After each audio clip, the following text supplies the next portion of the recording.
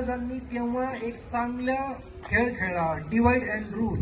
कारण त्यावेळेला भारतामध्ये जे राज्य होते आणि ते राज्य डिवाइड झालेले होते आणि प्रत्येक जण आपलं स्वतःचं घरच राखत होता. प्रत्येक राजा असेल, कोणी तिथला सरदार असेल तर तो काय करायचा, आपलंच राज्य टिकून ठेवावं यासाठी त्यांनी प्रयत्न केले. जर 1857च्या उठावामध्ये प्रत्येक भारतीयांनी एकजूट होऊन त्यावेळेस जर युद्ध केलं असतं तर आपला भारत स्वतंत्र 1857 मध्ये झाला असता. पण तसं झालं नाही. त्यानंतर साधारणतः 90 वर्ष आणखी इंग्रजांनी आपल्यावरती राज्य केलं. त्यांनी त्यांच्या ज्या मुळ्या होतात त्या आणखी खोल जमिनीमध्ये रावल्यात आणि मग हे सर्व अनगिनत जे स्वातंत्र्यवीर होते, जे क्रांतिकारी होते, त्यांनी आपल्या घरावरती तुळशी पत्र ठेवलं, आपल्या संसाराची राखरांगोळी केली, आपल्या देशासाठी बलिदान दिलं.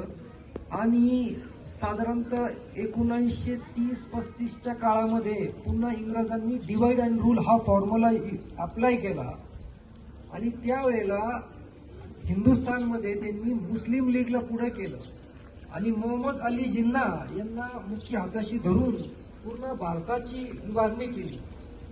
आणि मग आपल्या भारताचे 2 तुकडे झालेत, एक झाला पाकिस्तान, एक राहिला हिंदुस्थान. तर 14 ऑगस्ट 1947 रोजी पाकिस्तान स्वतंत्र झाला आणि 15 ऑगस्ट 1947 रोजी भारत स्वतंत्र झाला. असा हा शॉर्टकटमध्ये मी 1700 ते 2000 पर्यंत प्रवास तुम्हाला शॉर्टकटमध्ये सांगितलाय.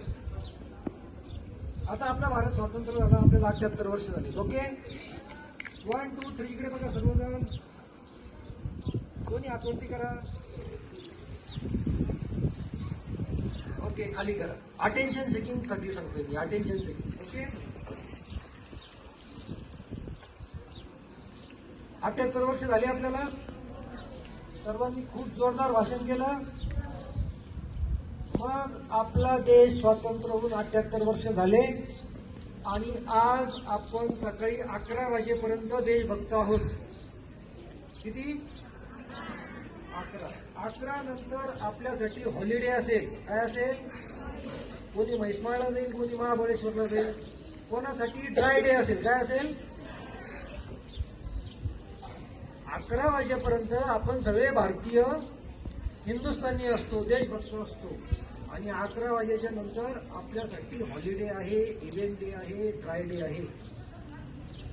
ही संकल्पना आपल्याला आता सोडायची आहे. आज आंतरराष्ट्रीय स्तरावरती आपल्या देशाने खूप मोठं योगदान दिलेलं आहे. जेव्हा कोविड-19 आला होता त्यावेळेला आपल्या देशाने इटली, युरोप, अमेरिका ह्या सर्व राष्ट्रांना वॅक्सिनेशन पुरवलं. बरोबर. आता मागे श्रीलंकामध्ये आर्थिक आणि राजकीय उथलपुथल झाली होती. त्यावेळेला आपल्या राष्ट्राने श्रीलंकेसाठी आर्थिक मदत पण केली, तांदूळ, गहू हे सुद्धा सुविधा दिल्या. मागे अफगाणिस्तानमध्ये भूकंप झाला होता, त्या ठिकाणी सुद्धा आपल्या राष्ट्राने अफगाणिस्तानला मदत केली. आपला राष्ट्र हा देणारा आहे, घेणारा नाही. काय आहे? देणारा. बरोबर. पण 78 वर्ष स्वातंत्र्य मिळून सुद्धा आपल्या भारतामध्ये आणखी काही ठिकाणी वाईट परिस्थिती आहे. काही खेड्यागावांमध्ये आरोग्य सुविधा नाही, काही खेड्यागावांमध्ये स्मशानभूमी नाही, काही गावांमध्ये प्रॉपर रस्ते नाही, पिण्याचं पाणी नाही. ही वास्तविक कटू सत्य आहे, ते आपल्याला स्वीकारावं लागेल. आज देखील शेतकऱ्यांसाठी रात्री वीज दिल्या जाते, किंबहुना वीज नसते शेतकऱ्यांसाठी. तर भारत हा कृषीप्रधान देश असून आपल्याला आपल्या शेतकऱ्याला प्रामुख्याने उभा करावा लागेल, त्यासाठी त्याला वीज द्यावी लागेल. मी हे सर्व पाढा तुमच्या समोर का वाचत आहे? कारण तुम्ही भविष्यातील शासकीय अधिकारी होणार आहात, तुम्ही उद्याचे राज्यकर्ते होणार आहात. तुमच्यापैकी कोणी उद्याचा पंतप्रधान होईल, कोणी मुख्यमंत्री होईल, कोणी IPS होईल, IAS होईल, IRS होईल. म्हणून मी तुमच्या समोर हे सांगत आहे की जेव्हा तुमच्या हातामध्ये शासन येईल त्यावेळेला तुम्ही हे विसरता कामा नये. किंवा तुम्ही पण त्यावेळेला पुन्हा एखाद्या शाळेमध्ये जाऊन म्हणशाल की देशाला स्वातंत्र्य मिळून 100 वर्ष झाले, 102 वर्ष झाले आणि आज पण तोच पाढा आपण वाचतोय. बरोबर पगारे सर? असं होता कामा नये. पगारे सरांसाठीच सांगतोय मी की ते खूप लक्ष देऊन ऐकतायत. तर या सगळ्या गोष्टी आहेत. ज्या देशाने आपल्यावरती 150 वर्ष राज्य केलं तो इंग्लंड देश. त्या देशाचं कॅपिटल आहे लंडन. काय आहे? आणि आज लंडन मध्ये सर्वात जास्त रिअल इस्टेट आणि प्रॉपर्टी कोणी खरेदी केली आहे? भारतीय लोकांनी. कोणी? तर आपल्या भारतीय लोकांनी असा सुद्धा बदला घेतलेला आहे की ज्या देशामध्ये ज्यांचं जे कॅपिटल आहे राजधानी, तिथे सगळ्यात जास्त प्रॉपर्टी आपल्या लोकांनी घेतली, भारतीय लोकांनी. त्यासाठी जोरदार एकदा टाळ्या वाजवा.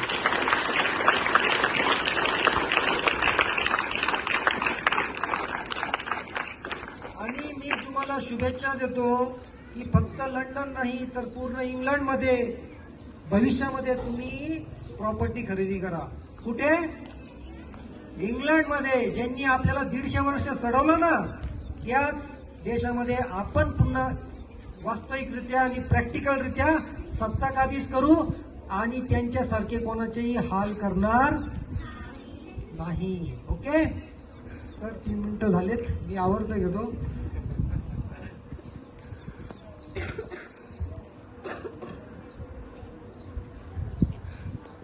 नफरत की भावनाओं को भी बड़े प्यार से सहते हैं. नफरत की भावनाओं को भी बड़े प्यार से सहते हैं. मोहब्बत की इस मिट्टी को हिंदुस्तान कहते हैं. मोहब्बत की इस मिट्टी को.